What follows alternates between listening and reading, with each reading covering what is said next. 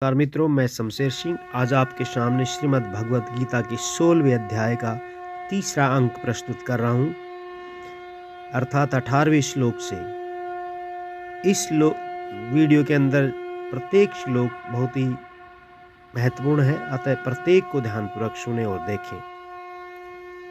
अहंकारम बलम दर्प कामम क्रोधम च संश्रिता मामात्म परदारेषु प्रतिद्वंचन्तो असूयका।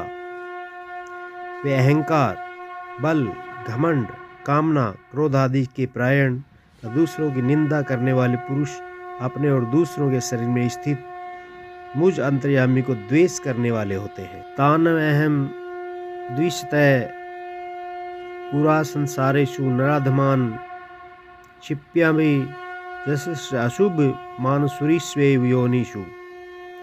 उन द्वेष करने वाले पापाचारी और क्रूर कर्मी नराधमों को मैं संसार में बार बार आसुरी योनि में ही डालता हूँ। आसुरीम योनि आपन्ना मूढ़ा जननी जन्मनी मामा प्राप्येव कौन्ते ततो यावत धमाम गतिम। हे अर्जुन, वे मूढ़ पुरुष मुझको न प्राप्त होकर ही जन्म जन्म में आसुरी योनि को ही प्राप्त होते हैं, फिर उससे भी अति नीच गति को प्राप्त होते हैं, अर्थात घोर नरकों में पड़ते। त्रिविधम नरकेश्चयम द्वारम नासन आत्मनः काम क्रोधस तथा लोभस तथा त्रयम तज्जेत।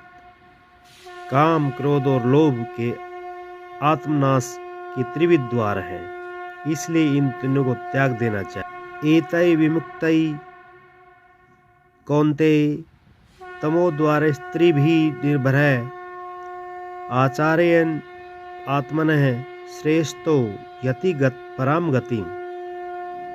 हे अर्जुन, इन तीनों नरक के द्वारों से मुक्त पुरुष अपने कल्याण का आचरण करता है, इससे वे परम गति को प्राप्त हो जाता है, अर्थात मुझको प्राप्त। यह शास्त्र विधिम उत्सृत्य वर्तते काम कारतः न से सिद्धिम अवाप्नोति न सुखम न पराम गतिम।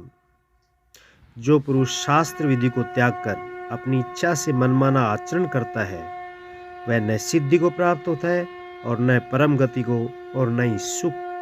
तस्मात् शास्त्रम प्रमाणम ते कार्य कार्य अवस्थितो ज्ञात्वा शास्त्र विधोनोत्तम कर्म कर्म तु विहारसि।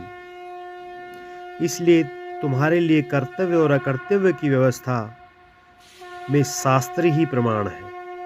शास्त्रों तक विधान को जानकर तुम्हें अपने कर्म करने चाहिए। इस प्रकार ये अध्याय हम समाप्त करते हैं। अगर वीडियो अच्छा लगा तो लाइक कीजिए, चैनल को सब्सक्राइब अवश्य कीजिए।